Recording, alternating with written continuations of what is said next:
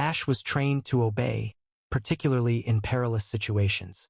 However, as firefighters retreated from the collapsing apartment complex, he performed an unexpected act, broke free, and sprinted directly into the flames. All around, people yelled for him to halt, but when his handler, Alex Reed, pursued him and observed where the dog had led, the entire fire ground became still. What did Ash unearth from under the rubble, prompting even experienced firefighters to retreat? Please subscribe and leave a comment below, letting us know your location. Now let's begin. The search and rescue dog halted at a pile of rubble, remaining still despite the firefighters' instructions to exit the burning building. "Get your dog out of there," the chief demanded, until the animal began frantically digging through the debris. The entire rescue team was stunned when they uncovered what was hidden beneath. Before we begin today's story, please leave a comment below and let us know where you're watching from. If you enjoy remarkable dog stories like this one, be sure to click the subscribe button. You're going to want to see what's next. The first alarm shattered the quiet at Westside Fire Station 12 as dawn broke over the city. Firefighter Alex Reed quickly woke from his brief rest in the break room, his training kicking in as he put on his gear. The dispatcher's voice broke through the speakers, conveying clear urgency. "All units, please respond to 1400 Oakwood Terrace. Apartment complex fire, multiple floors involved, with possible entrapments reported." Alex's hands moved with practiced efficiency, securing each strap and buckle as Chief Martinez issued orders across the bay. Then, as he prepared himself, his eyes sought out his partner. Ash, a 4-year-old Belgian Malinois with intelligent amber eyes, was already alert, his muscular body tensed in anticipation. The search and rescue dog displayed no uncertainty, unlike the humans nearby. He showed only focus and readiness. "Ash, gear up," Alex called, and the dog immediately trotted to where his specialized vest hung. The reflective harness displayed the marks of 3 years of service, small burns, tears mended with careful stitches, and patches replaced following difficult rescues. Each mark represented stories of lives saved and perils confronted together. As Engine 12 started, Alex secured Ash in the rescue vehicle. Captain Jenkins looked back from the driver's seat, his aged face serious. Dispatch stated the situation was critical. It involved a 5-story complex. The fire began on the 2nd floor, but flames were now visible from 3 sides. From his position, Alex already observed a column of thick black smoke rising against the dawn sky, creating an ominous silhouette against the awakening city. A familiar tension tightened his chest. It wasn't fear, but the focusing edge of adrenaline that sharpened his senses. Beside him, Ash's breathing remained steady. His eyes remained fixed forward, as if he could already see the task ahead. They rounded the final corner onto Oakwood Terrace, and the disaster revealed itself. The Ridgewood Apartments, housing over 50 families, had become a rapidly spreading fire. Flames were visible from the windows on the 2nd and 3rd floors, climbing upward with alarming speed. Outside, residents stood in night clothes, some wrapped in blankets, others in stunned silence as they observed their homes burning. Chief Martinez was establishing command as Alex exited the truck with Ash at his heels. Engine 12, initiate water supply. Ladder 7, east side evacuation. Reed, prepare Ash. Verify missing persons on floors 3 and 4. Alex swiftly knelt beside Ash, ensuring the proper fit of his protective booties and specialized respirator mask designed to filter smoke particles. "Ready to save lives, buddy?"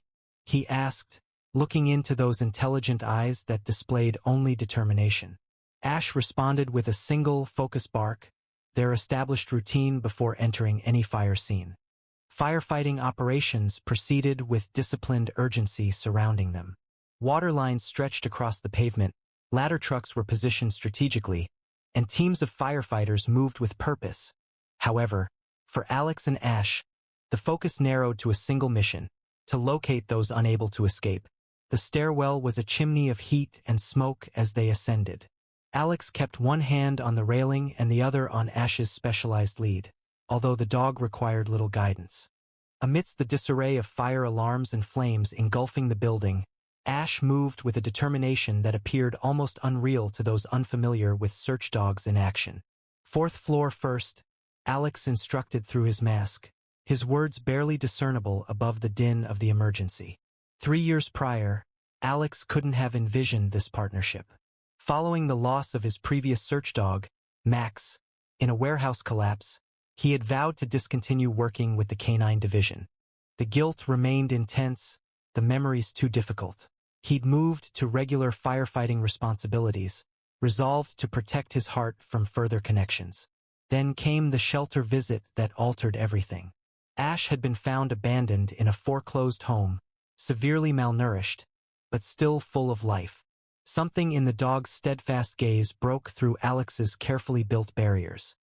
The shelter worker had said this one knew what it meant to be trapped, and to be found. Now, as they reached the 4th floor, that same determined spirit guided Ash through conditions that would have disoriented most humans. The smoke was so thick that Alex's flashlight created more glare than illumination, but Ash navigated confidently, his nose working through his specialized mask to filter scents from the smoke. Alex shouted, initiating the standard call, though it was likely futile against the fire's roar. But protocol dictated it. Ash suddenly veered left, heading toward apartment 403. The door was closed, but intensely hot, suggesting a fire inside. Alex signaled Ash to retreat, then breached the door using his halogen tool. A surge of heat and black smoke poured out, briefly pushing them back, but Ash quickly regained his focus, guiding Alex through the confusing darkness of what had previously been a family living room. Fire department, is anyone here? Alex repeated, scanning the area with his thermal imaging camera. The furniture was now completely ablaze, transforming the apartment into a labyrinth of flames. Ash emitted a sharp, warning sound and pulled them toward a bedroom door. Alex followed, relying on his partner's senses more than the restricted view his equipment offered. Upon reaching the door, he discovered it was stuck, likely due to heat distortion or an obstruction within. Step back, Ash, he instructed, then forcefully impacted his shoulder against the door several times until it yielded. The bedroom was not as heavily engulfed in flames, but was filled with dangerous smoke. 3 small figures were huddled together on the floor, in the corner farthest from the door. A woman held 2 children, and all were unconscious. I've got victims in 403, Alex reported over his radio, already moving toward the family. The mother and 2 children were unresponsive. Time felt compressed into a series of urgent actions. Alex checked for pulses, all were present but weak. He briefly placed his own mask over each child, allowing them a few seconds of pure oxygen before resuming his own breathing. Using practiced motions, he lifted the smaller child onto his left shoulder and instructed Ash to secure the specially designed pull sleeve on the second child's pajamas, a rescue method they had refined through numerous training exercises. Carrying the mother proved too difficult while also handling the child and the dog, but further firefighters were already en route to his call. 2 members of Ladder 7 emerged from the smoke, appearing like figures in their protective gear. I've got the mother, one stated, already lifting her. You get the kids out. The return trip through the burning apartment was a perilous path, filled with falling debris and rapidly spreading flames. Ash didn't pause, keeping a steady hold on the child's pull sleeve as he moved through the disorder. This was when his preparation proved valuable, the skill to resolve an issue on his own while still obeying Alex's instructions. They arrived at the stairwell just as a portion of the ceiling fell behind them, sending sparks showering over their backs. The children were starting to awaken, a positive indication, but the building was failing quickly. Move! Move! Alex implored, addressing both his human co-workers and to Ash. Descending the staircase proved quicker but riskier than climbing up, as the fire had weakened the building's structure. At last, they emerged through the exit into the comparatively secure staging area, where paramedics were present. Alex released the children into the care of the medical staff, observing as oxygen masks were placed over their faces. Ash loosened his hold on the pole sleeve only when Alex gave the command, then stood watch nearby as the medical team worked. The radio crackled with new urgency.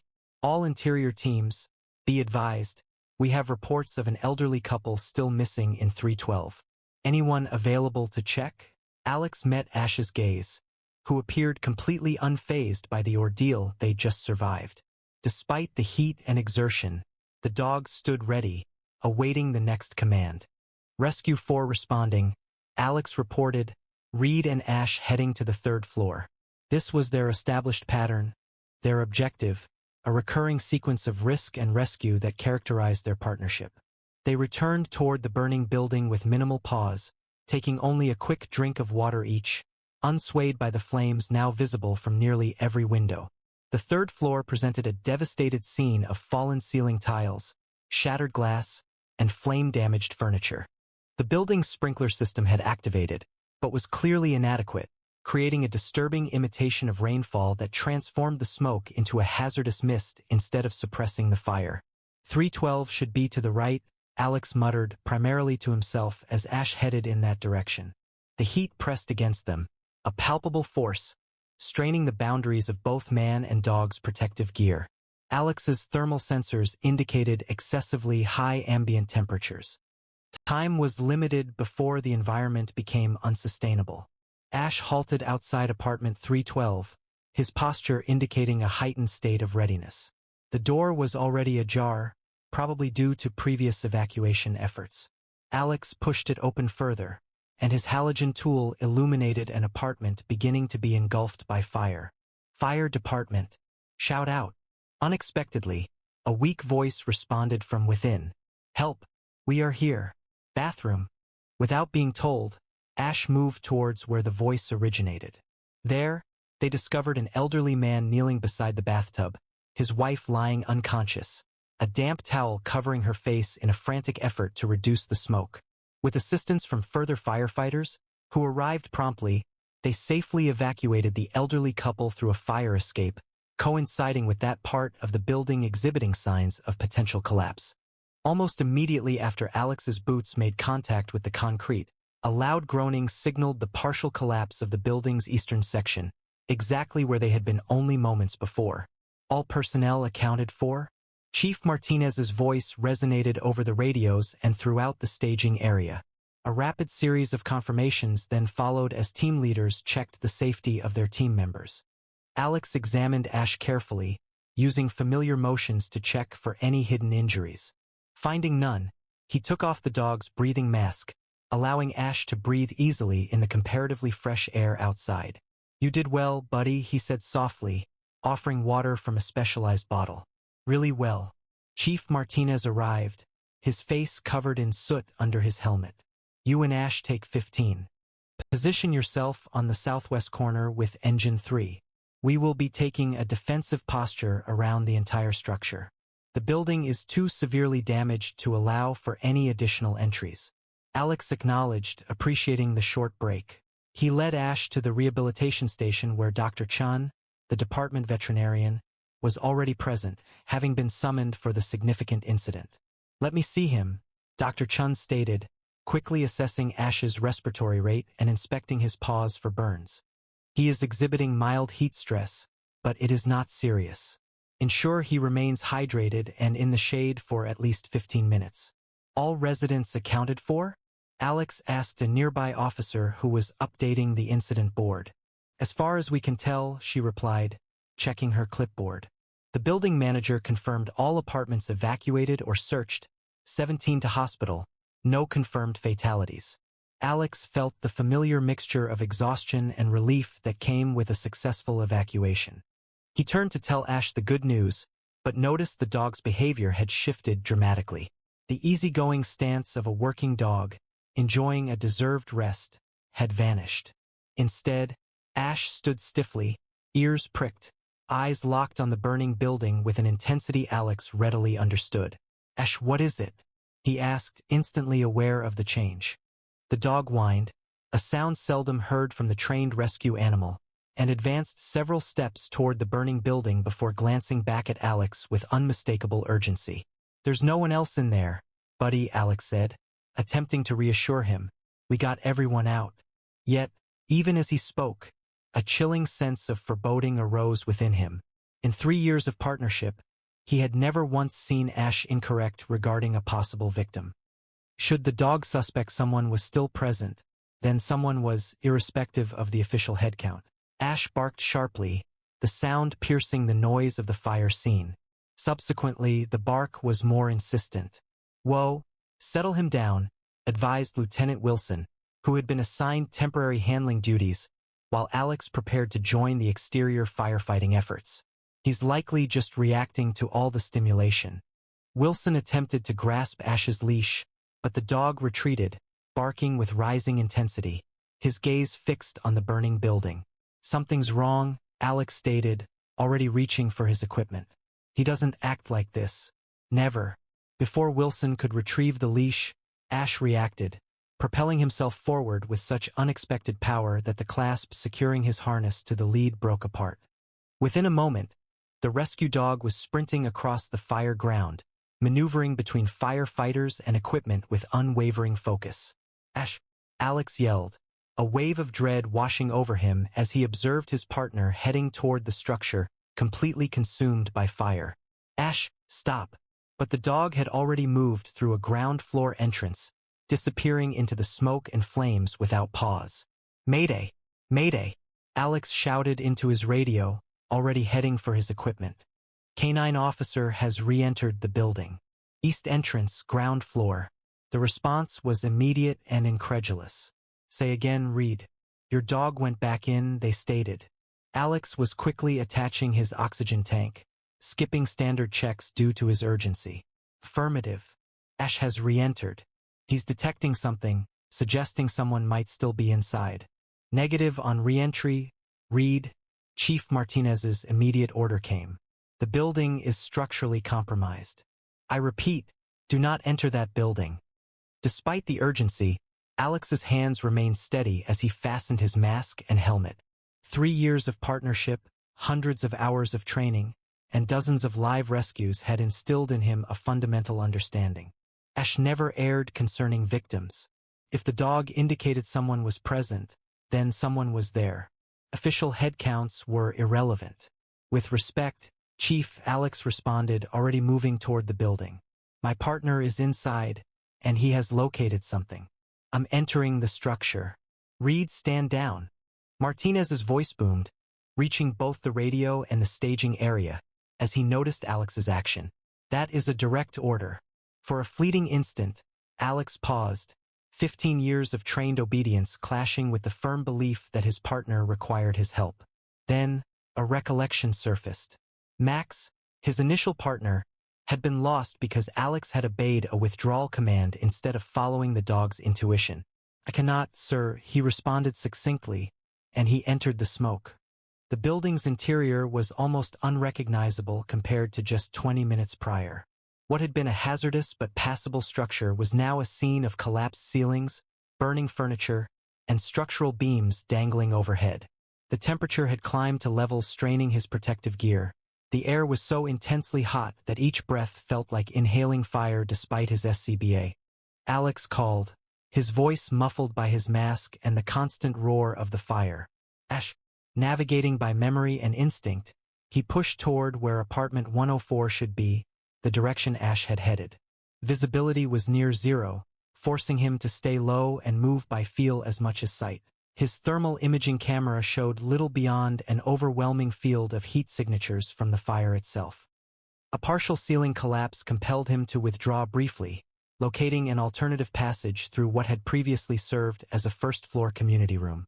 The ticking clock was a significant challenge, not only due to the increasingly hazardous building conditions but also because of his dwindling air supply. His tank indicated he had approximately 15 minutes remaining before he would be compelled to retreat or risk suffocation. "Bark if you hear me, Ash," he called out, hoping the instruction would prompt a reply he could track. Initially, there was only the chaotic noise of a collapsing building. Then, a distinct bark echoed from within, and Alex focused on the sound, advancing with determination. After 3 minutes of cautious movement, he reached a corridor unfamiliar to him. Fallen support beams had broken through the ceiling, forming a dangerous path of burning wreckage. The temperature was exceptionally high, and the faceplate of his mask was exhibiting clear signs of heat stress. Another bark, closer now, directed him onward. Finally, through a haze of smoke, Alex observed a recognizable figure. Ash, partially hidden by scattered wreckage, yet undeniably alive and working with considerable urgency. Ash, thank God! Alex exhaled, swiftly approaching to reach his comrade. What he discovered stunned him utterly. Ash surveyed a large accumulation of rubble, seemingly from a collapsed interior wall and ceiling. The dog was digging and pulling at the debris, stopping briefly to look back at Alex with a desperate, urgent expression. Someone was trapped beneath. Alex knelt beside Ash, working quickly to move the debris that had so agitated the dog. Good boy, he said, even as his gloved hands tore at shattered drywall and splintered wood. Show me, Ash. Show me where. Ash increased his efforts in a particular area, his nose working tirelessly despite the dense smoke. Alex concentrated his efforts there as well, disregarding the precarious sounds of the building around them and the decreasing air pressure indicated on his gauge. Almost overlooking it when his glove brushed against an unexpected object, Ash's urgent calls redirected his focus. Working with urgency, Alex cleared more debris and located what Ash had identified. A human hand, small and delicate, was visible beneath the rubble. With a racing heart, he checked the wrist, hoping for a sign that seemed unlikely given the circumstances, and felt it a pulse, faint but discernible. I've got a victim, he announced into his radio. Adrenaline flooded his system, causing his voice to waver. First floor, east corridor under collapse. Victim is alive. Repeat, live victim. With painstaking effort, he removed more of the wreckage, exposing more of the person trapped, a teenage girl who was unconscious but alive. Her face was partially shielded by what looked like a bathroom door that had fallen at an angle over her. Hang on, he murmured, knowing she couldn't hear him. We're going to get you out. The scene was intensely difficult. He could now see her clearly. However, substantial portions of wall and ceiling still held her lower body. Moving the victim without the right tools created a risk of additional injury or a potential destabilization of the entire collapse section. A loud groaning from above signaled a possible further collapse. Simultaneously, his air gauge indicated a 5-minute warning. He faced difficult decisions. Remain with the victim and risk all three of them being buried, or leave to seek assistance, with the possibility of returning to find the girl crushed by a subsequent collapse.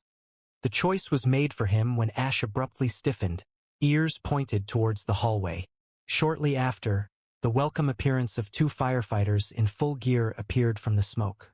Over here, Alex called, a wave of relief washing over him. We have a live victim. The RIT team reacted swiftly, evaluating the situation with practiced efficiency. We need to reinforce this before extraction, the leader decided. Hansen, retrieve the portable stabilizers from your pack. Collaborating, the 3 firefighters meticulously placed emergency bracing to avoid additional collapse while they rescued the trapped girl. Ash remained nearby, his presence offering an unusual sense of reassurance within the chaotic scene, as he persistently monitored the girl. On 3, the RIT leader instructed when they were prepared. 1, 2, 3. They raised the heaviest piece of debris jointly, enabling the second team member to swiftly extract the girl. Alex quickly rechecked her vitals. She was still alive, though her breathing was shallow and labored. Let's move now, the leader ordered. This whole section is going to collapse any second. Alex scooped the girl into his arms while the RIT members gathered their equipment. She was lighter than expected, likely no more than 15 or 16 years old. Her right leg was at an unusual angle, clearly broken, and a jagged piece of glass had become lodged in her shoulder. Although she sustained injuries, smoke inhalation presented the most pressing danger to her. Guided by Ash, they commenced their withdrawal through the burning structure. The dog's search and rescue training, now focused on locating an escape route, proved invaluable, a skill that had previously saved numerous lives, including those of fellow firefighters, facing swiftly evolving circumstances. As they retreated, the ceiling collapsed entirely, unleashing a wave of dust and debris that pursued them along the corridor. The building was nearing the end of its structural failure, complete collapse now unavoidable. Alex's air supply emitted its last alert sound as they neared what had previously been the building's primary entrance. His vision was starting to narrow, potentially due to lack of oxygen or intense fatigue, but he would not release his grip on the girl. Ash remained slightly ahead, finding a path through the smoke with remarkable accuracy. Following what felt like an endless amount of time, a rectangular area of lighter gray emerged within the pervasive black smoke, signifying the exit. Alex, using his remaining strength, advanced forward, with Ash providing steadfast guidance during those essential final steps. They broke through the doorway into the comparatively brighter environment outside. They emerged through a dense cloud of smoke, just as another portion of the building crumbled behind them with a deafening crash. The shift from the inferno to the open air was startling, from a deafening roar to the organized chaos of the command area. For a moment, Alex simply stood there, the unconscious girl cradled in his arms, Ash pressed against his leg. All three of them appeared as living sculptures of ash and exhaustion. "We need a medic," someone shouted, and suddenly they were surrounded by paramedics, hands reaching for the girl, voices overlapping in a rapid assessment. A female adolescent, approximately 15 to 16 years of age, Alex reported as he gently transferred her to the waiting gurney. She was found unconscious, with shallow breathing, a weak but present pulse, a fractured right femur, and a laceration to her left shoulder with embedded glass. Probable smoke inhalation was also noted. While preparations were underway to transfer the girl to the ambulance, Alex observed something held in her hand, a small silver locket, its chain wrapped firmly around her fingers, seemingly the most valuable thing she possessed. "Wait," he stated, indicating it, "ensure that remains with her. Could be significant." Only then did Alex permit himself to be directed towards the medical assessment area, Ash walking with a slight limp beside him. Dr. Chun went directly to examine the dog, while another paramedic urged Alex to sit down and accept oxygen. A second-degree burn was observed on his left flank, Dr. Chun reported, carefully cleaning the injury. Minor burns were present on all four paw pads, even with the boots. He is severely dehydrated and showing signs of smoke inhalation, but his condition is not critical. "Both of you need treatment," stated Chief Martinez, whose voice was stern, as he arrived amidst the organized chaos of the scene.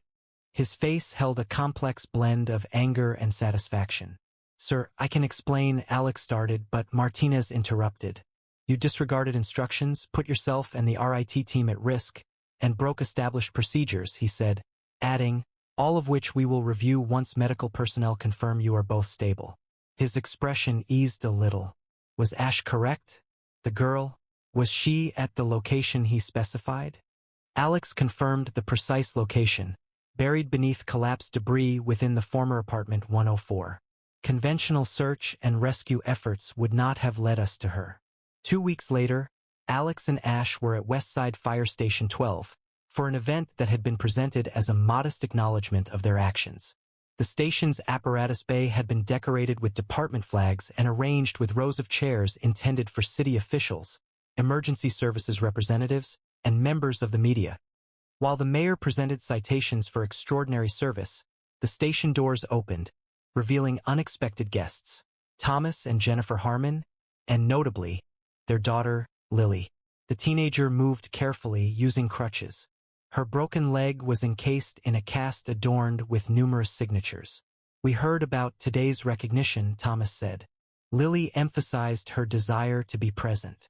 The teenager approached Ash, who remained in a formal seated posture, but couldn't hide a subtle tail wag indicating he recognized her. "The doctors say I can return to school next week," Lily told Alex. "I still need physical therapy for my leg, but my lungs are almost completely recovered."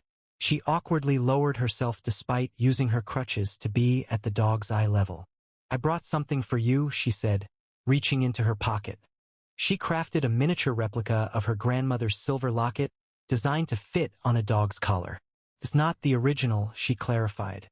"That remains with me, but I wanted Ash to have something as well." She looked at Alex.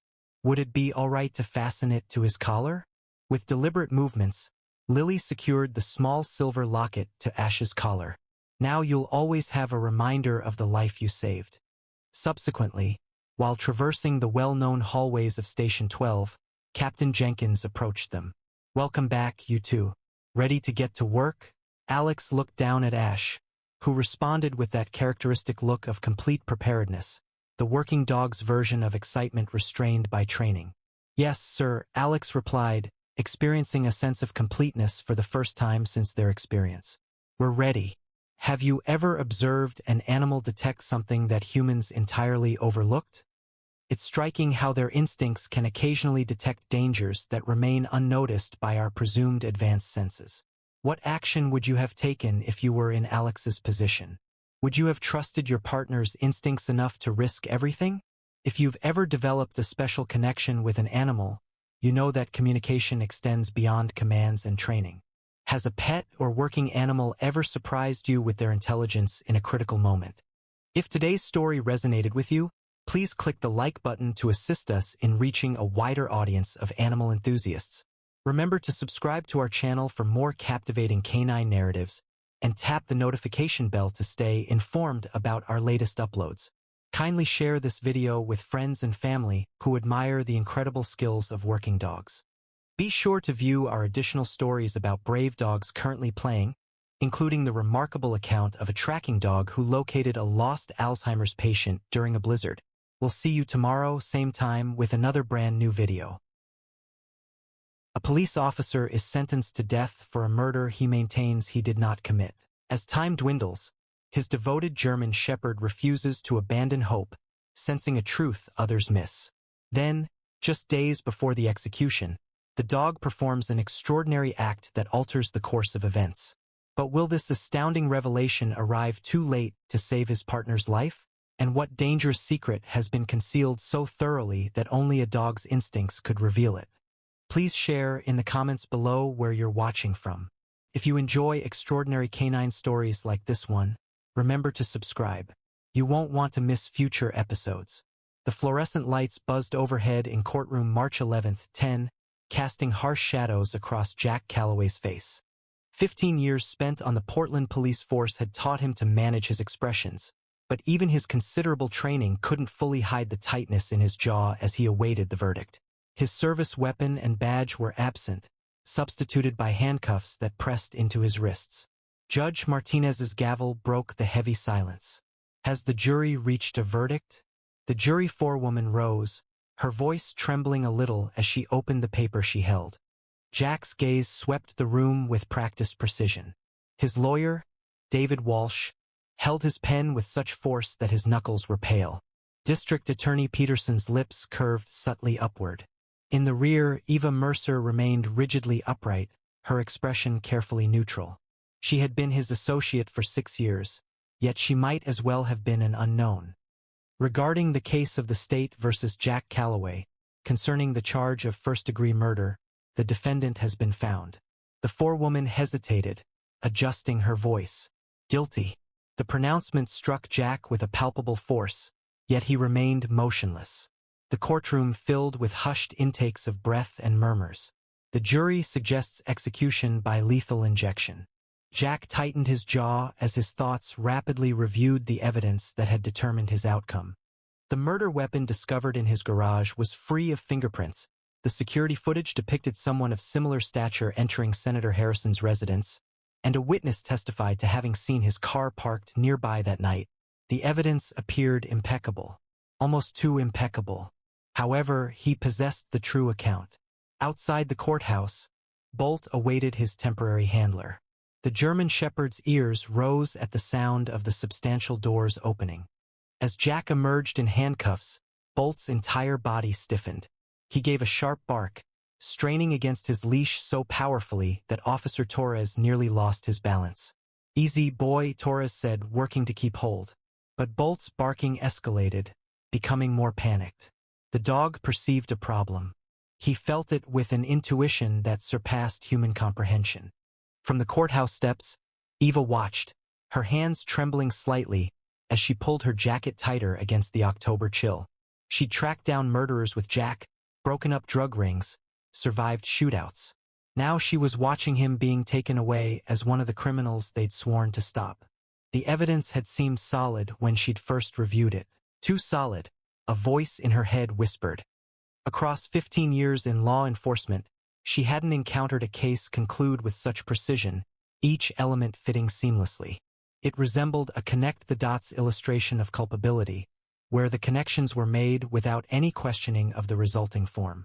Jack maintained his gaze ahead as they escorted him toward the prisoner transport van, Bolt's escalating barks reverberating against the courthouse walls.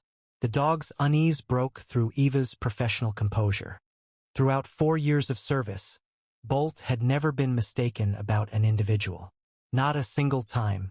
As the transport van departed, Bolt's barks softened into subdued, sorrowful whimpers.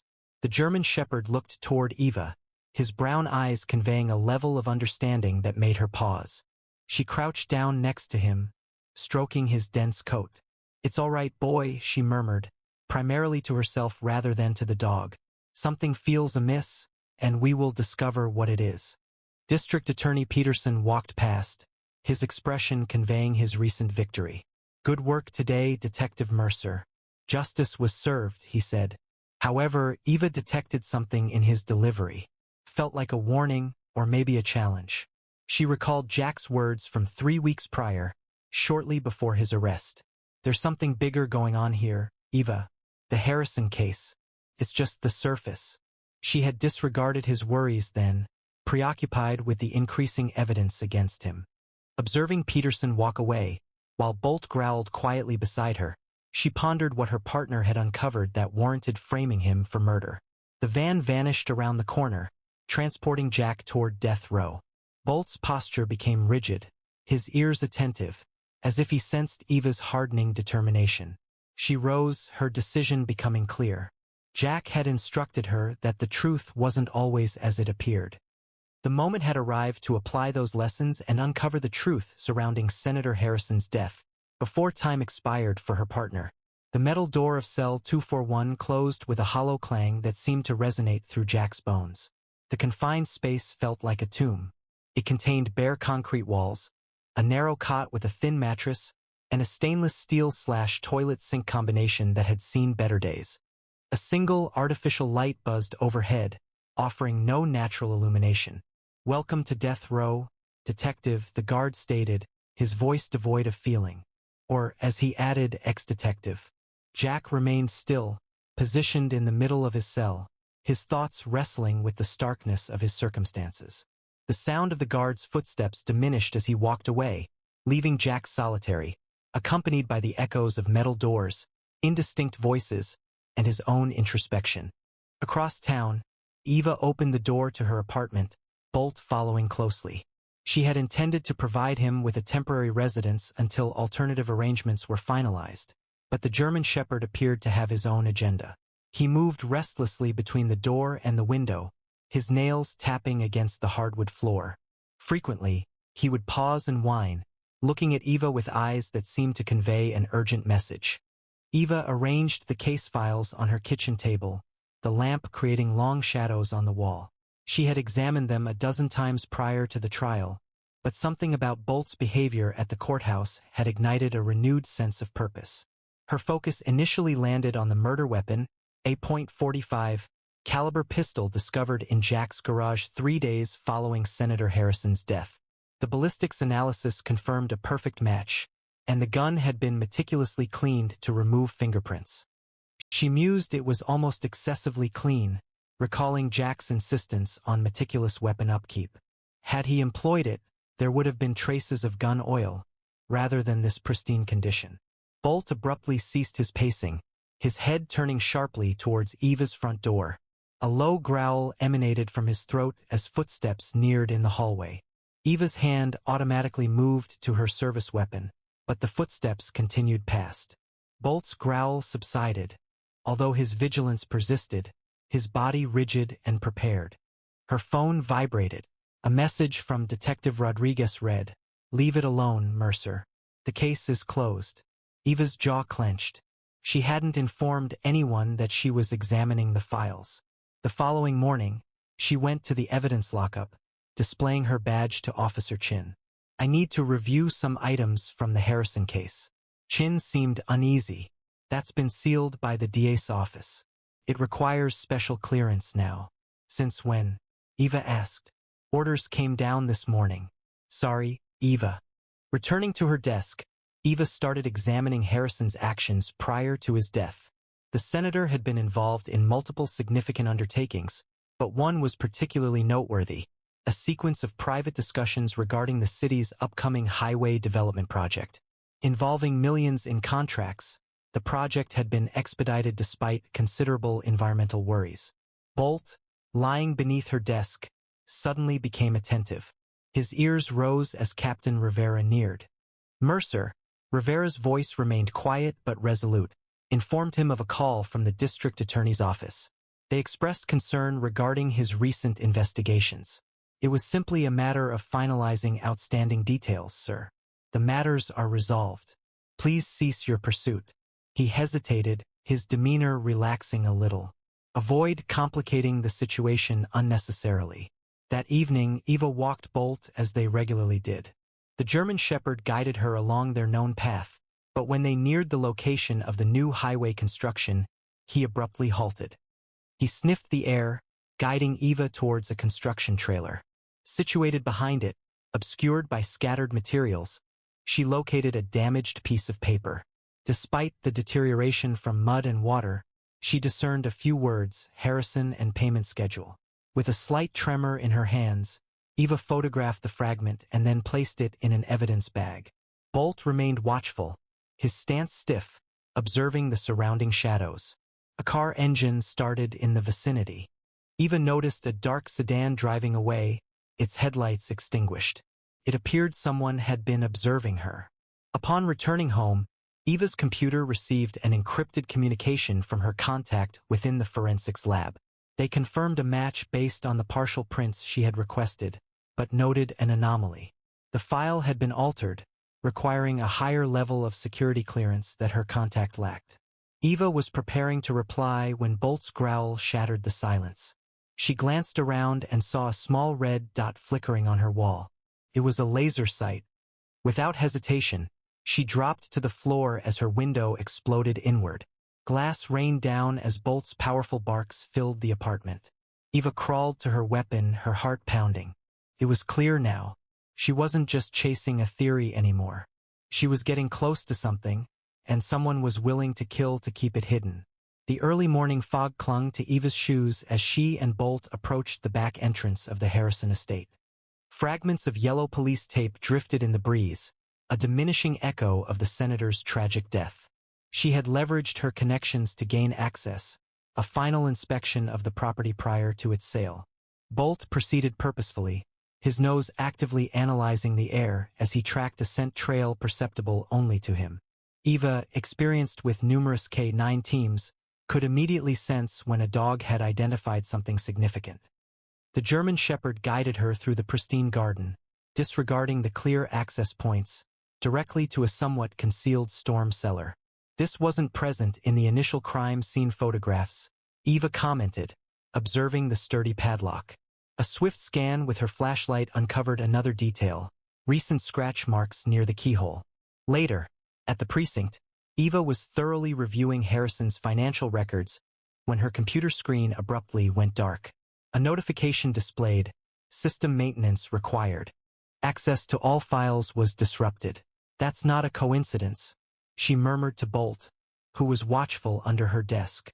3 other detectives expressed frustration with their screens. The shutdown affected the entire department. Her disposable phone vibrated. "Meet me at Riverside Park. 1 hour."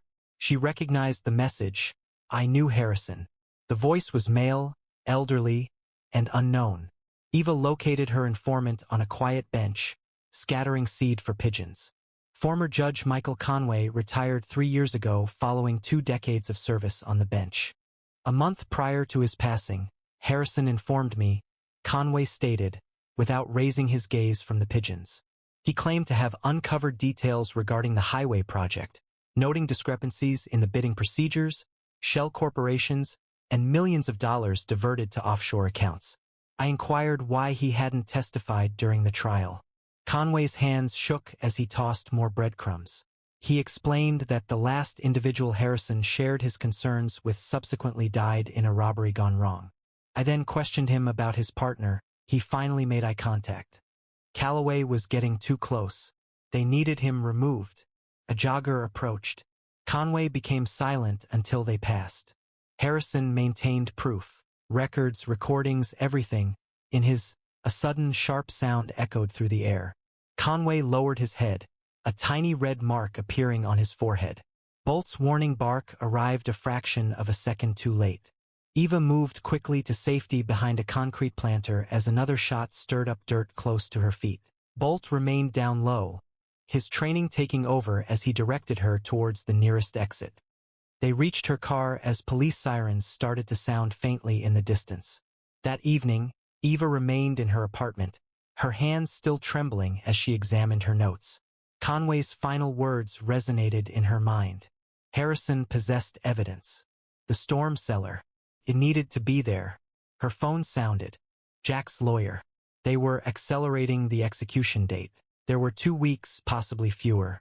Eva's stomach sank. 2 weeks. It wasn't sufficient time. A scrape at her window startled her, but it was merely a tree branch. Then she observed a detail. The limb was positioned too near. It hadn't been that close yesterday. Bolt check, she instructed. The German shepherd proceeded to the window, his demeanor shifting immediately. A suppressed growl emanated from his chest. Eva cautiously drew back the drape. A compact camera had been affixed to the branch, its lens focused squarely on her desk. The following morning, she returned to the Harrison estate prior to sunrise. Her lock picks compromised the storm cellar lock after 10 fraught minutes. Bolt initiated the descent, his training evident as he swiftly cleared the area. The cellar was bare, containing only a steel filing cabinet and a laptop coated in dust. Eva felt disheartened, but Bolt began nudging a particular point on the floor. His actions were clear, he had located something. A dislodged floorboard exposed a concealed compartment. Within it, a waterproof case held precisely what Conway had described: files, USB drives, and a voice recorder. Eva had just obtained the evidence when Bolt's warning bark broke the quiet. Footsteps sounded from above. Detective Mercer's voice called down, a sound she recognized. "Find anything of note?" A chill went through her. It was Captain Rivera. He continued, "I genuinely hoped you'd be more perceptive than Calloway. That you'd grasp that certain questions are best left unanswered." His flashlight beam sliced through the gloom as he came down the stairs. Eva detected the unmistakable sound of a firearm being prepared. Bolt placed himself between Eva and the looming danger, his body tense and prepared. They were confined below ground with incriminating proof and a compromised senior officer. Regardless of what transpired next, there was no possibility of retreat. Eva's thoughts hurried as Rivera's footsteps echoed down the basement stairs. Her weapon was raised, but eliminating her captain would only confirm Jack's belief in everyone's perception. Bolt stayed completely motionless, anticipating her order. Rivera stated, his voice unusually calm, that Harrison never grasped the larger context. He added that this was similar to Jack and similar to you. A loud crash occurred from above. Bolt had tipped over a metal trash can close to the cellar entrance during their previous search. Rivera reacted immediately, turning toward the sound. Eva took advantage of the opportunity, tackling him as Bolt moved forward, grabbing Rivera's gun hand. The weapon fell down the stairs. Eva fastened Rivera's hands behind his back using restraints.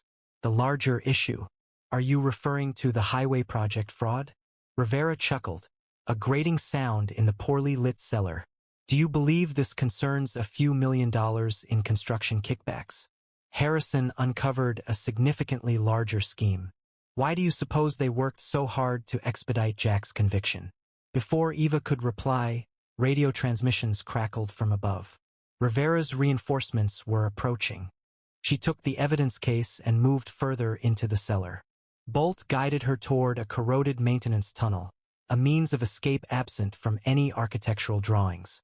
They appeared 2 blocks away precisely as police sirens approached the Harrison estate. Eva's disposable phone vibrated. A message arrived from an unidentified sender. Storage Unit 247, Riverside Rentals, code 5891. Proceed quickly. The storage facility stood empty upon their arrival. Unit 247's lock disengaged. exposing a limited area holding just a laptop and a manila envelope. The laptop activated, displaying a video file already prepared. Senator Harrison's face appeared on the screen, the timestamp indicating 3 days prior to his murder. The message began, "If you are viewing this, I am likely deceased. What I have discovered extends beyond corruption. The highway project serves as a disguise.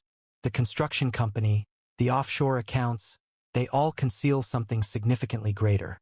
Criminal enterprises, including international drug trafficking and weapon shipments, are utilizing our port. Law enforcement, judicial figures, and city officials appear to be complicit. I have gathered evidence implicating everyone, including..." The recording ended unexpectedly. Eva examined the manila envelope, discovering photographs of prominent officials at clandestine gatherings, financial records detailing substantial transfers, and a roster of individuals. Her hands shook as she identified them: judges, politicians, and senior police personnel. Alongside each name, a corresponding number appeared, presumably indicating their share of the undertaking.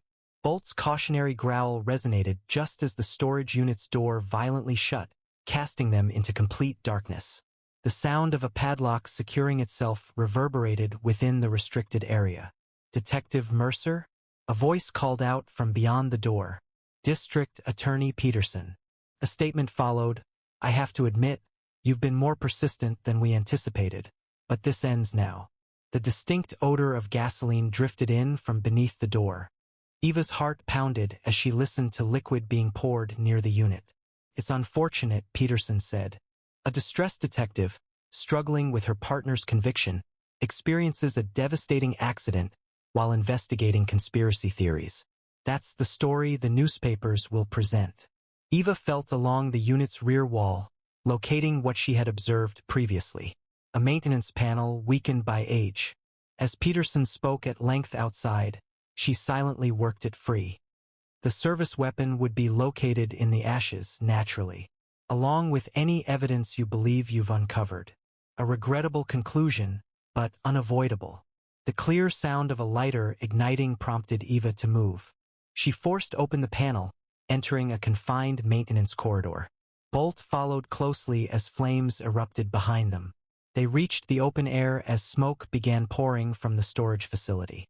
Eva had succeeded in concealing the laptop and key documents within her jacket, though she anticipated Peterson would believe everything had been destroyed. Her phone vibrated. A message arrived from Jack's attorney. The execution date was established: 8 days. Eva glanced at Bolt. His fur soiled from their flight, yet his eyes were watchful and prepared. They possessed the evidence now, sufficient to reveal everything. However, with Jack's execution expedited and dishonest officials present at all levels, time was dwindling. A notification sounded on her disposable phone, another message from an unknown sender. "They are transporting something significant through the port tomorrow night. Pier 23. This is what Harrison lost his life attempting to reveal." Eva stroked Bolt's ears, her determination strengthening. "What do you say, boy? A final opportunity to dismantle them all?" Bolt's firm bark was the response she required. 7 days remained until Jack's scheduled execution. Eva positioned her car near Pier 23, Bolt watchful in the rear seat. The port security cameras had inexplicably stopped functioning 10 minutes prior. Through her binoculars, she observed unmarked trucks maneuvering to the rear of a recently arrived cargo ship. "This is Detective Mercer," she murmured into her encrypted radio. "Activity confirmed at Pier 23. Standing by for federal response." Following her escape from the storage fire, she had reached out to the one person she could still trust, FBI agent Sarah Chun, who had previously collaborated with Jack on a joint task force years ago. The evidence Eva had secured was now safely in federal custody, but more was required. They needed to apprehend the individuals involved. Bolt's quiet growl alerted her to activity on the pier. A recognizable figure emerged from a black SUV, Captain Rivera, having been released on bail just hours ago. He was accompanied by District Attorney Peterson and a man Eva identified from Harrison's photos, Marcus Reynolds, CEO of the construction company at the core of the situation. Her radio transmitted a message: All units maintain current positions. A sudden, forceful rap on her passenger window startled Eva. She turned to see Peterson there, a gun pointed at her head. "You're becoming a real problem, Detective," he said, his smile chilling in the darkness. "Get out of the car. Both of you." As Eva exited, Bolt following closely, she observed other people stepping out of the shadows. They had been anticipating her. "Your persistence is admirable," Peterson stated, leading them toward the pier. "But did you truly believe we wouldn't be monitoring you? That we didn't anticipate your actions?" Rivera moved closer, manipulating Eva's radio. "Reinforcements from the federal government aren't arriving. That frequency has been compromised for several hours." They were directed to the location where Reynolds was watching the unloading process. Boxes were rapidly moved from the ship to the trucks. "You find it amusing, don't you?" Reynolds commented without looking at Eva. Jack nearly understood everything. The construction project, the port access, everything. He concentrated excessively on Harrison and neglected to scrutinize his own department. "You are correct," Eva responded, her hand moving slowly to her back. "He should have." Bolt's ears twitched at the sound of footsteps on metal overhead. Eva smiled. "However, I did." Gunfire erupted as FBI snipers opened fire from the surrounding cargo containers. The genuine raid team had never employed the radio. That was a diversion intended to elicit their observation. Disorder broke out on the pier. Peterson raised his weapon, but Bolt acted more swiftly, propelling himself at the DA with practiced accuracy. Eva took cover as gunfire began from multiple directions. "FBI! Everyone on the ground!" Through the confusion, Eva noticed Rivera moving toward a vehicle. She gave chase with Bolt close behind as FBI teams took control of the area. Preventing Rivera's escape was crucial. He represented their connection to everyone implicated, extending to the highest echelons. The pursuit led them through a complex arrangement of cargo containers. Rivera was attempting to reach a waiting boat. They had only seconds to prevent him. "Bolt, stop him," Eva ordered. The German Shepherd surged forward, a swift display of focused strength, precisely as Rivera arrived at the boat's ladder. Bolt's jaws closed on Rivera's leg, causing him to fall heavily onto the dock. As Eva restrained him, Rivera exclaimed, "You have no idea what you've done." As others learned, they already knew. Eva interrupted, noting the increasing number of FBI vehicles. "We didn't just target you tonight. Teams are engaging with judges, politicians, and police officials throughout the city." It's finished. Her phone vibrated. A message from Agent Chun. "Evidence secured. Proceeding to the governor's office now. Instruct Jack to remain." Eva glanced at her watch. 6 days, 13 hours remained until the execution. For the first time in weeks, she permitted herself a glimmer of hope. A chill ran down her spine, even as Rivera's laughter echoed as she led him away in cuffs. "You really think this is over?" She wondered.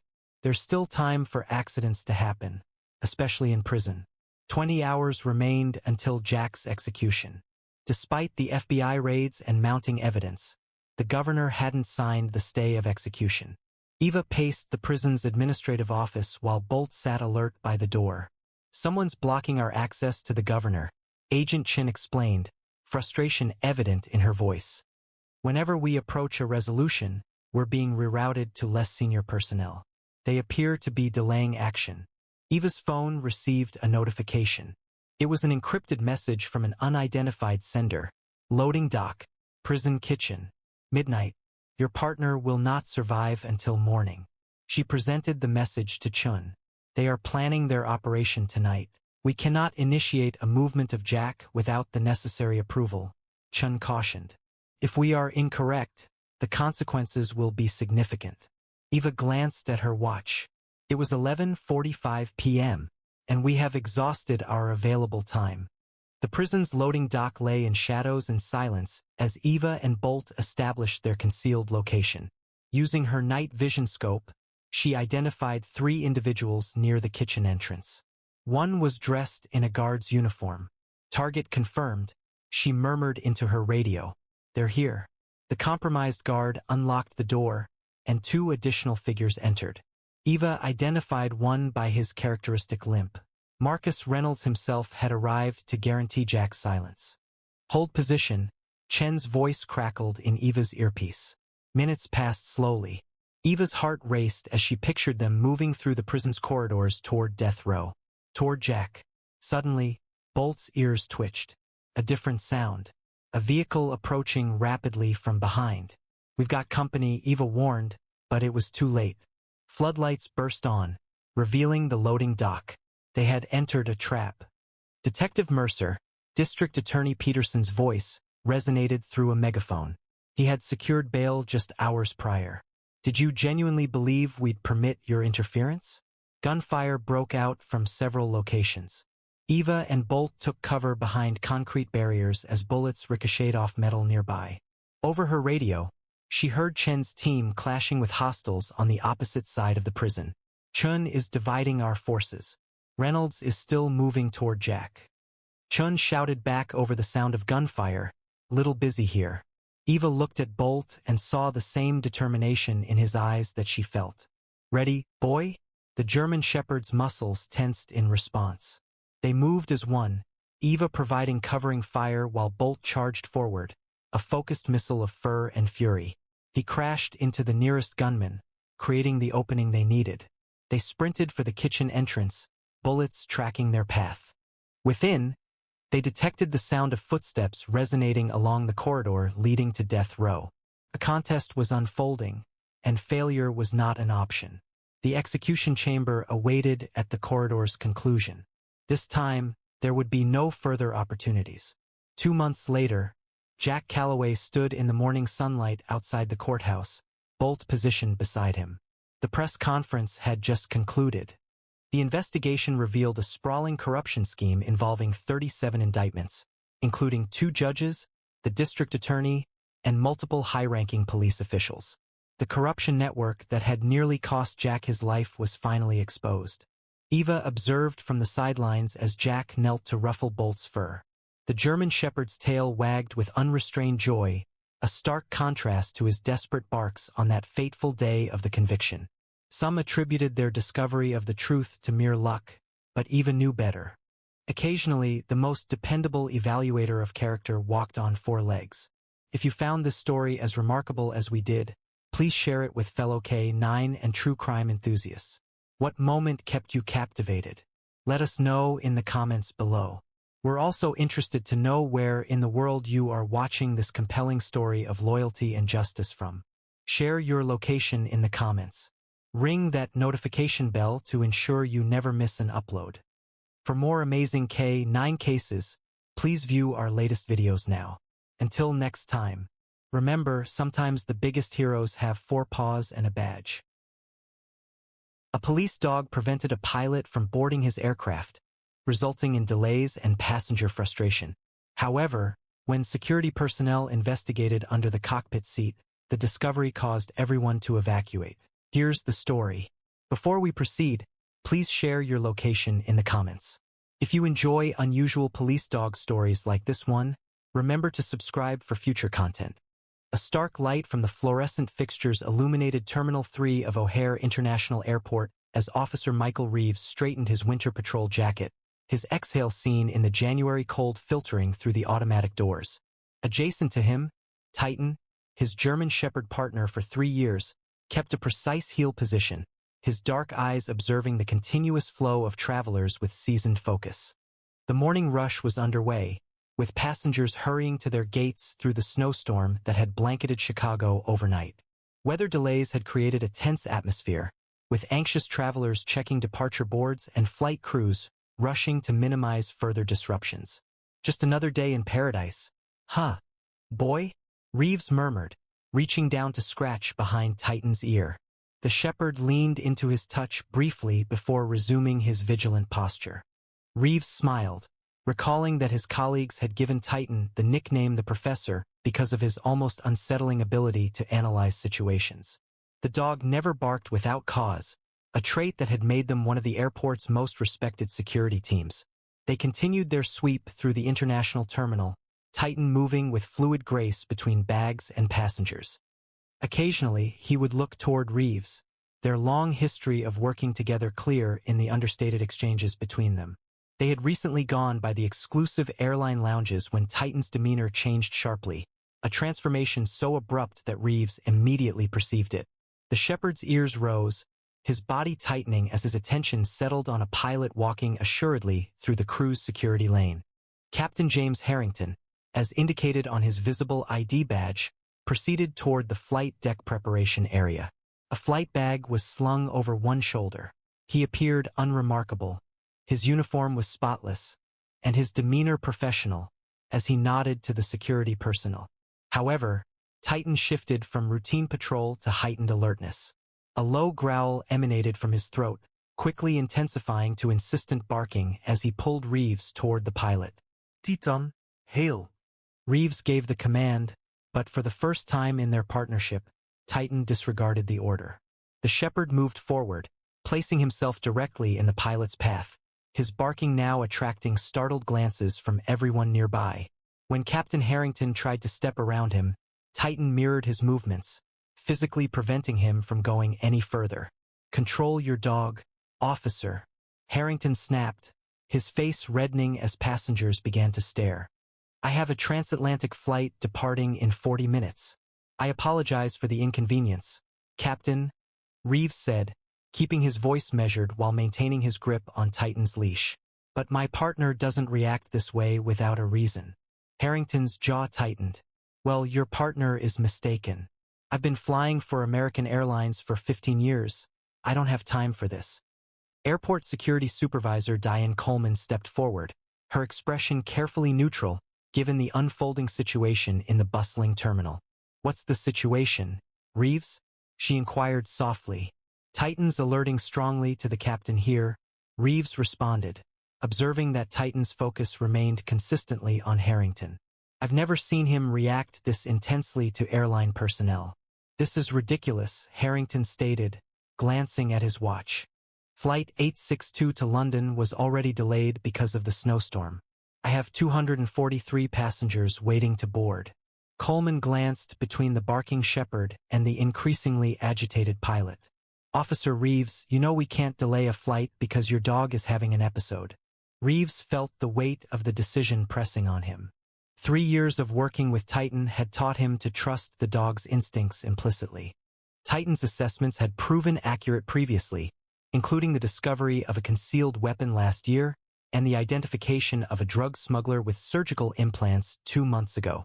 "I'm requesting a secondary screening for Captain Harrington," Reeves stated firmly. "Protocol allows for random additional security checks of all personnel, including flight crew." "This isn't random," Harrington snapped, his face growing redder. "It's harassment. I'm calling the Airline Operations Center." While the pilot reached for his phone, Reeves observed a detail that reinforced his determination. A subtle tremor in Harrington's hand, a tension around his eyes that was absent just moments prior, suggested fear, or perhaps annoyance at the delay. Regardless, it wasn't the usual response from airline employees who sometimes experienced random screening. "Sir, please accompany us for a brief additional check," Coleman stated, having made her decision. "We are working to speed up the procedure to reduce any impact on your flight." "This is unacceptable," Harrington exclaimed, but Reeves observed the pilot's gaze shifting towards the closest exit. "Captain, this situation can be resolved discreetly, or we can formally report it," Coleman cautioned. "The decision is yours." Harrington's shoulders dropped a little. "Very well, but the airline will be informed of this." As they guided the pilot towards the private screening room, Reeves lowered himself to speak with Titan, who had become a bit calmer but remained watchful. He whispered, "Good boy. I trust you." Reeves glanced over his shoulder and saw the departure board. Flight 862 to London Heathrow was delayed. He hoped he wasn't about to make the biggest mistake of his career or prevent the biggest disaster. The private screening room was austere, featuring white walls, a metal table, and 4 chairs under unforgiving fluorescent lights. Titan remained alert by the door as TSA officer Marcus Wong carefully examined Captain Harrington's credentials. Everything was in order, Wong said, checking the pilot's license and ID against the database. Captain James Harrington, with 15 years of experience at American Airlines, was current on all certifications and clearances. Harrington sat rigidly, his arms crossed. As I said, "May I please proceed to my aircraft?" he asked. "The flight plan has already been filed, and we're burning fuel on the tarmac." Reeves watched quietly as Wong examined Harrington's flight bag. Standard items were found inside. Flight manuals, navigation charts, spare epaulets, reading glasses, an energy bar, and a travel-sized toiletry kit. Nothing seemed out of the ordinary. "Sir, would you mind removing your jacket?" Wong inquired, his tone professional. Harrington complied with apparent annoyance, setting his uniform jacket on the table. This exceeded protocol even for a routine screening. Wong meticulously examined the jacket, inspecting each pocket and seam while Reeves observed Titan. The dog's focus remained constant. His gaze remained fixed on the pilot, tracking his every movement. After using her radio, Coleman checked with operations, then returned to the room, stating they're positioning a backup pilot just in case, but they need a decision within 15 minutes. Tension filled the small room. Reeves felt doubt begin to surface, even with his trust in Titan. The evidence, or the absence of it, was causing him to reevaluate his decision. "Look," Harrington said, his tone becoming more gentle. "I understand you're doing your job. Perhaps your dog detected the scent of my cat on my garments. I administered her medication this morning prior to departing." The reasoning seemed credible. Dogs sometimes react to animal odors, particularly medications containing chemical components resembling illicit substances. Wong finished his examination, discovering no irregularities. He confirmed that everything appeared correct. Coleman released a sigh of relief. "I believe we can exonerate Captain Harrington. We will document the event, and—" Titan abruptly barked loudly, standing up. Reeves knew from their time working together that this wasn't simple determination, it was a deliberate increase in intensity. The dog was signaling that they were overlooking something. "Sir," Reeves said cautiously, "could you please empty your trouser pockets as well?" Harrington's face registered a momentary shift. It was so subtle that most wouldn't have noticed it. "All right." He removed a wallet, keys, a phone, and some spare coins, setting them on the table. Wong scrutinized each item, paying close attention to the phone. Typical iPhone. "Is everything all right?" Harrington asked, gathering his things. As his sleeve moved, Reeves observed a slight dampness on the pilot's wrist, even though the room was cool. The man's breathing had also become a little faster. "Actually," Reeves said, "I'd like to request a full body scan and an ion detector swab." Harrington paused. "That's not a typical process for flight crew." "It is when there's reasonable suspicion," Coleman responded, her earlier skepticism diminishing as she also observed the pilot's changing behavior. "I need to make a call to my union representative," Harrington stated. Coleman nodded to Wong, who approached. "Your phone will need to remain here during the additional screening, Captain." The atmosphere in the room had changed. What began as an apparent false alarm now felt like the beginning of something far more serious. While arrangements were being made to transfer Harrington to the advanced screening zone, Titan's actions changed once more. The dog moved towards the uniform jacket, which remained on the table, his attention becoming sharply focused. "He's attempting to communicate something specific," Reeves observed, permitting Titan to approach the jacket. The dog carefully sniffed the garment, then stopped at the collar, gently but persistently pawing at the left lapel. Harrington expressed his discomfort. "This is absurd." This was a standard uniform provided by the airline. Reeves recalled an incident from 6 months prior. A smuggler had concealed contraband within the clothing seams, bypassing typical security checks. Titan had discovered it at that time as well. "I'd like to examine this more closely," Reeves stated, picking up the jacket. He gently ran his fingers along the collar and lapel, the areas Titan had pointed out. Despite the lack of any clear indication, he observed that the stitching on the left side seemed subtly different, almost too tight to readily see. "We require the portable imaging equipment," he stated to Coleman, the type utilized for potential electronic compartments. "You're dismantling my uniform because of a dog's reaction?" Harrington exclaimed, his voice escalating. "This is custom-tailored," valued at more than $1,000. Coleman paused briefly, then initiated the necessary communication. Should no evidence be located, the department will cover any damages, she guaranteed the pilot. While waiting for the equipment, Reeves thought about Titan's past. The Shepherd had previously identified a memory card concealed within a pen with a hollowed-out interior, which contained vital evidence in a human trafficking case. On another occasion, he'd flagged traces of explosives that were so slight that even the laboratory had initially overlooked them. I've worked with K-9 units for 12 years, Reeves told Coleman. Titan operates with exceptional accuracy. His detection rate is almost flawless. The imaging technician brought in a portable X-ray device, meticulously scanning the jacket as everyone observed the connected monitor. Initially, the scan revealed nothing out of the ordinary. However, when the scanner moved across the left lapel, an anomaly appeared. A slim, flat object was visible, concealed within the fabric and difficult to see without assistance. "What is that?" Coleman inquired, examining the screen. The technician made adjustments, improving the image. It appeared to be a microchip or a small electronic component. Everyone's attention shifted to Harrington, whose face had lost all color. "Captain," Coleman stated, her voice now firm, "can you please explain what's concealed within your uniform?" Harrington's facade crumbled. "I want a lawyer." Reeves crouched beside Titan, who had at last calmed down, his objective completed. "Good boy," he murmured. "You were correct all along." Michael Reeves's relationship with dogs hadn't always been as strong as it was with Titan. Growing up in South Chicago, he'd suffered a bite from a neighbor's Rottweiler when he was 8 years old, an experience that made him cautious around K-9s for several years. Although he'd largely overcome his concerns when he joined the Chicago Police Department at 23, he still never envisioned becoming a K-9 handler. A shift occurred during his 4th year as a police officer, after he observed K-9 officer Patrice Williams and her Belgian Malinois, Rex, successfully locate a kidnapping suspect through an industrial park, leading to the rescue of a 6-year-old child. The accuracy, the teamwork, and the unspoken connection between the handler and dog made a profound impression on him. 3 months afterward, Reeves submitted his application for the K-9 unit. His supervisor expressed surprise. Reeves had established a strong reputation in cybercrime investigation, not field operations.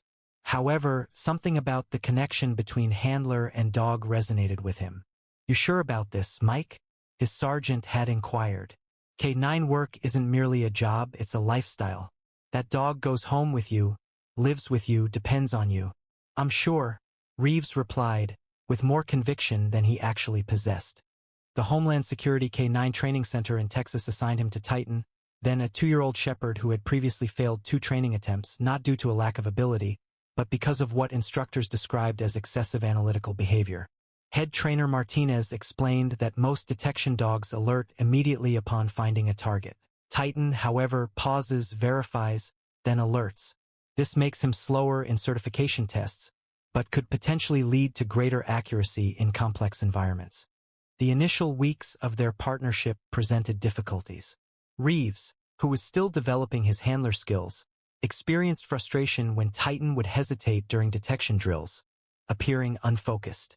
A significant moment occurred during a training exercise when Titan bypassed the simulated explosive material and instead signaled an alert to an airport worker's bag, which was not part of the planned scenario. A subsequent security check revealed prescription medications the worker had inadvertently failed to declare. Concerns were raised about medications containing chemical compounds potentially usable in improvised explosives. Martinez acknowledged this, noting it was a thorough observation. Subsequently, Reeves modified his methods, allowing Titan the necessary time for comprehension. Their certification scores subsequently increased significantly, and upon assignment to O'Hare's International Terminal, they rapidly demonstrated their ability to identify anomalies that others overlooked. Their most impactful case occurred 8 months prior, when Titan flagged a diplomatic pouch for inspection, a request technically beyond their jurisdiction. Reeves, trusting his partner, had delayed the diplomatic courier, resulting in an international incident.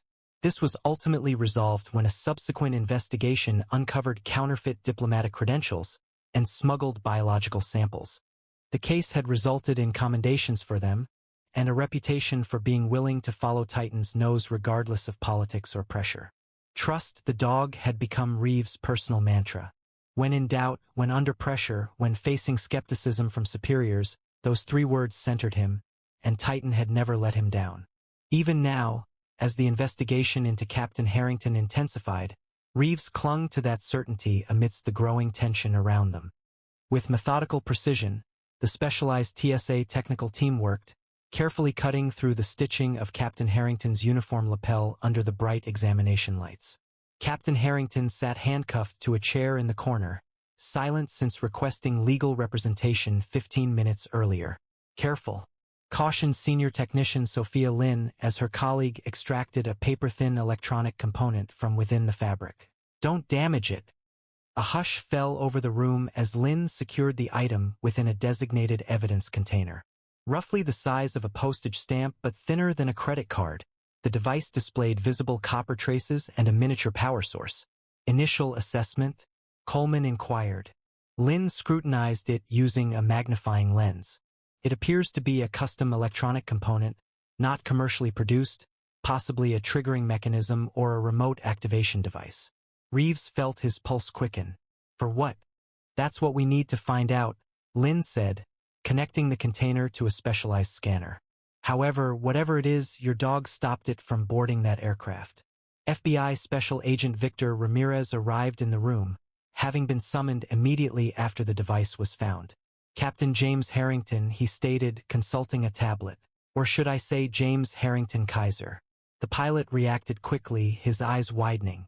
According to facial recognition data, you resemble an individual who ceased to be under Interpol surveillance in Frankfurt 3 years prior, Ramirez stated. Your associations with specific extremist organizations were noted. Harrington, also known as Kaiser, abruptly moved toward the door. Although restrained with handcuffs to the chair, his forceful attempt resulted in him and the chair being displaced several feet, at which point 2 officers subdued him. Amidst the conflict, he bit down forcefully on something within his mouth. Suicide pile. Ramirez exclaimed, "Get medical personnel in here immediately." The following moments were chaotic as medical staff hurried in, prying open the man's jaw and removing a capsule that was partially dissolved. He was swiftly secured to a gurney and transported to the airport's medical center. He will survive, the paramedic reassured them. We retrieved most of it in time, but he will be unconscious for some time. Once the disturbance subsided, Lynn's assessment proceeded with increased intensity. She verified it was undoubtedly a bespoke activation trigger, indicating her screen, intended to connect with an external component, one absent from his possessions. Ramirez addressed Reeves. We must search the aircraft without delay. American Airlines Flight 862 had been completely occupied by the point the emergency evacuation order was issued. Passengers disembarked onto the snowy tarmac, their faces reflecting confusion and frustration as they were guided back to a secure area of the terminal. A specialized explosive detection team thoroughly swept the Boeing 777 from nose to tail, with a particular focus on the flight deck where Harrington would have been stationed. Titan worked alongside the bomb-sniffing dogs, his approach noticeably altered. He was methodical and precise, carefully examining each section before proceeding. While in the co-pilot seat, Titan issued an alert from beneath the standard cushion. The technical team meticulously removed the cushion, uncovering what initially appeared to be a typical component of the seat's mechanical structure. However, closer inspection revealed otherwise. A second electronic device, significantly larger and more intricate, was hidden within the seat's adjustment mechanism. A bomb technician confirmed the presence of a remote-triggered explosive device following a scan. The device was sophisticated, featuring low metal content, which explains why it bypassed standard pre-flight checks. How severe? Reeves inquired softly. The technician's face showed deep concern. If it had landed here, it would have pierced the cockpit floor, potentially harming vital flight systems. A disaster in flight above the Atlantic. Ramirez's phone sounded. Following a short call, he addressed the team. The pilot is conscious and coherent. Captain James Harrington Kaiser was sitting upright in the hospital bed. his arms restrained to the side supports. His complexion was pale in the bright medical illumination. 2 FBI agents stood watch at the entryway as Ramirez, Coleman, and Reeves entered the room. Titan had been kept outside with another handler, a standard precaution for interrogations. The device has been located and rendered safe, Ramirez announced directly.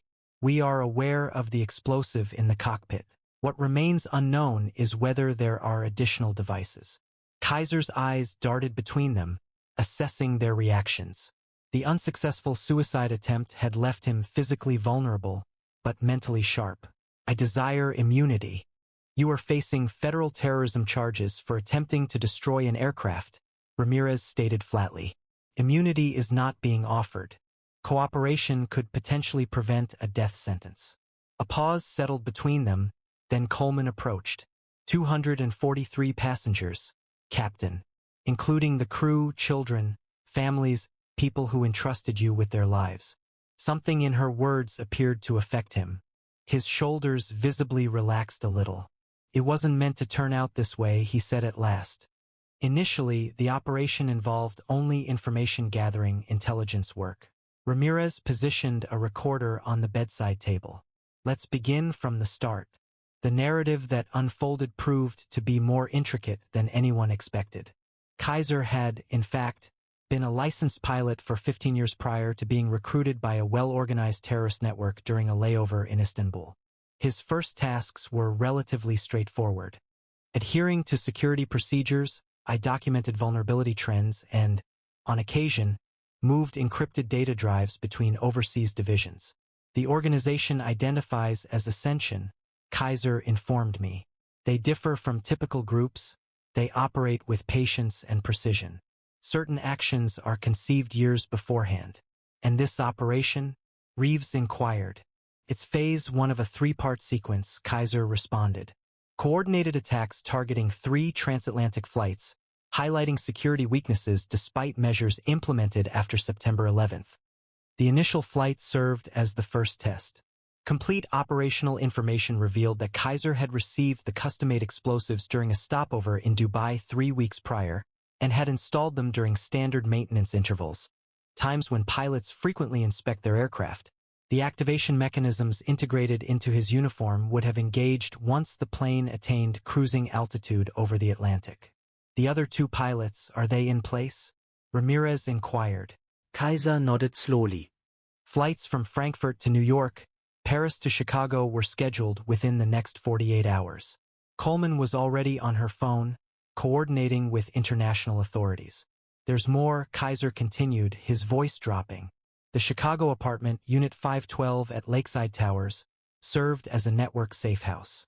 A team was dispatched immediately to the address. Within an hour, images began flooding into the secure tablets Ramirez carried. The apartment had been transformed into an advanced operations hub, containing blueprints of major airports, 3 protocol documents, and, most concerningly, detailed specifications for the explosive devices. This extended beyond 3 planes, Ramirez observed, as he reviewed the files.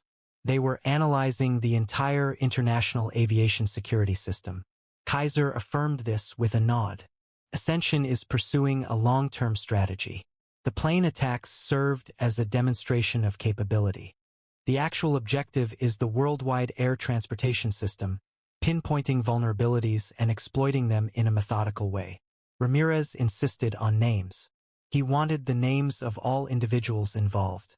Kaiser provided the information he possessed, clarifying that the network functioned in separate units with restricted shared knowledge. His main contact was referred to only as the coordinator, a woman he had encountered on 2 occasions, both times at busy international terminals where observation was difficult. Kaiser cautioned that she would be watching news reports. He stated that when my flight doesn't arrive as scheduled, she's going to realize something is amiss. Contingency plans will then be initiated. I inquired about these plans, and he responded that he didn't know the specifics, but there is a secondary operations center located somewhere near the airport. Reeves considered Titan's remarkable detection capabilities, the device integrated into my uniform. I asked what could have made it detectable to my dog. Kaiser appeared truly puzzled, saying it shouldn't have been. The components had been deliberately engineered to prevent chemical detection. Still, Reeves insisted. He focused on you right away. The ex-pilot denied it. Then your dog is either incredibly fortunate or remarkably skilled, as these devices underwent trials involving K-9 teams in 3 countries. As they departed the hospital room, Ramirez addressed Reeves. We must locate that secondary operations center quickly. I know someone who can help, Reeves replied, looking towards the exit where Titan waited, his posture watchful even though considerable time had elapsed since their morning patrol had evolved into something far more important. Snow fell in heavy flakes as the tactical team gathered in the airport maintenance area, their breath appearing as vapor in the frigid air. Reeves checked Titan's protective vest once more before fastening the specialized booties intended to shield the dog's paws from sharp objects and chemical hazards. The maintenance facility comprises 5 distinct buildings, FBI Tactical Commander Wilson clarified, indicating the blueprint shown on a tablet. Considering Kaiser's restricted intelligence and cell phone triangulation data from his known contacts, we suspect Building C is our most probable target. Ramirez acknowledged. The coordinator, our suspect, probably isn't aware that we've detected the operation, but she will likely become suspicious when Kaiser's flight arrived without any issues, Coleman added. Reeves knelt beside Titan. Ready, boy? He whispered. The shepherd's alert stance provided the response he needed. The approach was silent and coordinated. 3 teams prepared to enter concurrently from separate access points, with Reeves and Titan accompanying the primary entry team. As they approached Building C, an unremarkable building containing electrical systems for runway lighting, Titan's actions validated their assessment. The shepherd's demeanor shifted, his movements becoming more measured, his nose working intensely. He's detected something, Reeves murmured into his radio. The tactical team then established positions around the primary entrance. With a 3-count signal, they forced the door, moving quickly into the poorly lit interior. The front office seemed ordinary. Maintenance logs, shift schedules, and equipment manuals were neatly arranged on metal shelving units. However, Titan wasn't focused on the office. He pulled Reeves towards a door labeled electrical access only, his sense of urgency clear. Beyond the door, a staircase descended to a sublevel that wasn't included in the airport's official blueprints. The team proceeded cautiously, tactical lights showing the restricted passage. At the lower level, they discovered what seemed like a typical maintenance room, with the exception of the woman positioned near a laptop computer, her hand positioned above the keyboard. FBI. Hands where we can see them, Ramirez announced. Rather than obeying, the woman activated a key and reached for something inside her jacket. The tactical team reacted instantly, 2 officers restraining her while others secured the room. Titan emitted a sharp bark, drawing Reeves towards a storage cabinet situated along the far wall. Check it, Wilson instructed. Within the cabinet, they found their worst suspicions confirmed additional specialized explosive devices, numbering at least 20 units, each resembling those found on the aircraft, although with differing mounting configurations. She's initiating a data wipe, the technical specialist reported, as he examined the computer. But we caught it in time. The woman, later identified as Elena Vostov, a known associate of several extremist groups, remained silent as she was handcuffed and led away. However, the evidence was compelling. The room held everything necessary for a coordinated attack on multiple aircraft, including devices in various stages of assembly, airline schedules, security rotation patterns, and most disturbingly, personnel files on dozens of potential flight crew recruits like Kaiser. Ramirez understood this extended far beyond just the current flights, reviewing the data. This was a long-term operation, years in the making. As the FBI evidence team documented the scene, Reeves took Titan to each corner of the room, ensuring nothing was overlooked. In the final area, behind a ventilation panel, the shepherd alerted once more. Inside was a small hard drive carefully hidden. Wilson noted this as they secured the drive, seeing it as one final insurance policy. Emergency vehicles surrounded the maintenance area, their lights illuminating the falling snow with alternating red and blue patterns. A sense of the scale of what they had averted began to settle as word spread through the command center. It began with one pilot, Coleman said, observing as the last of the evidence was loaded for transport. If your dog hadn't stopped him, Reeves nodded, scratching Titan behind the ears. One flight becomes 3. A series of 3 successful attacks provided a template for many more. The shepherd looked up at him, snow gathering on his dark fur, the mission completed. 2 days later, Reeves was in the airport's administrative conference room as Airport Director Margaret Chun spoke to the team. Titan sat attentively beside him, recently groomed and wearing his formal canine and unit harness. According to Chen, her voice filled with gravity, a potentially devastating terrorist plot was stopped thanks to the outstanding efforts of Officer Reeves and his canine partner Titan, in conjunction with TSA, FBI, and airport security. International authorities have verified the successful apprehension of 2 additional pilots in Frankfurt and Paris, averting what would have been coordinated attacks. Ramirez then advanced, acknowledging Reeves with a nod. Findings from the Secondary Operations Center have resulted in the identification of 17 Ascension Network operatives in 8 countries. Apprehensions are in progress. Reeves listened, one hand resting lightly on Titan's head. For the shepherd, it had been a routine day of performing his duties, utilizing his exceptional senses to safeguard the humans nearby. He hadn't grasped the importance of the pilot he'd stopped, or the lives he'd preserved.